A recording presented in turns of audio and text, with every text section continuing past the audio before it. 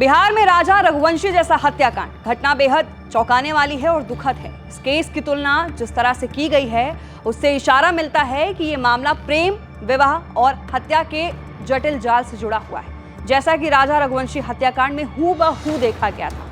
बिहार के औरंगाबाद में हुई इस घटना से राजा रघुवंशी मर्डर केस की यादें जरूर ताजा हो गई हैं। मामले की तुलना राजा रघुवंशी केस से इसलिए की जा रही है क्योंकि उसमें भी शादी के बाद जल्दी ही पति की हत्या कर दी गई थी और आरोप पत्नी व उसके प्रेमी पर लगे थे। अब आपको बताते हैं कि मामला क्या है। दरअसल 24 जून की रात नबीनगर थाना क्षेत्र के लेम्बोखाब मोड़ के पास प्रियांशु, जिसकी उम्र 25 साल है, उर्फ छोटू, की गोली मारकर हत्या कर दी गई थी। इस हत्याकांड के पीछे के कारण का बीते बुधवार यानी 2 जुलाई को पुलिस ने खुलासा कर दिया है।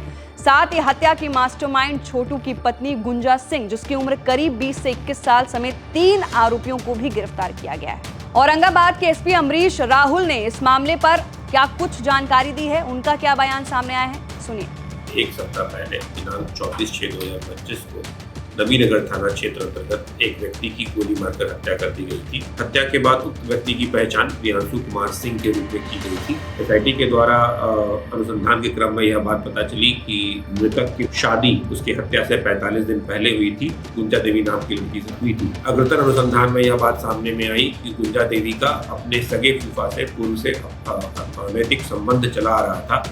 दोनों शादी नहीं करना चाह रहे थे।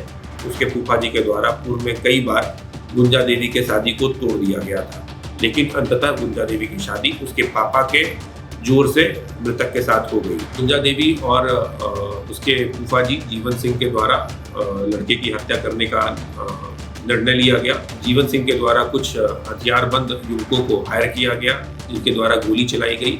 गुंजा देवी के द्वारा युवक का लोकेशन दिया गया कि कब वो कहाँ किस ट्रेन से उतरेगा और हायर किए गए लड़कों के द्वारा रात को उस घटना को अंजाम दिया गया। पूछताछ में गुंजा ने इस खूनी खेल और साजिश में शामिल होने की बात भी कबूल कर ली है। एसपी अमरीश राहुल ने ये भी जानकारी दी है कि अन्य आरोपियों की गिरफ्तारी का प्रयास भी जारी है। जल्द ही उन्हें भी गिरफ्तार कर लिया जाएगा।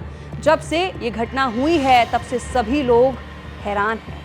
तो आपकी क्या राय है इस मर्डर केस पर, नीचे देखिए कमेंट सेक्शन में अपनी राय जरूर रखिए। मैं थी आपके साथ वंशिका सिंह और आप देख रहे हैं ABP लाइव।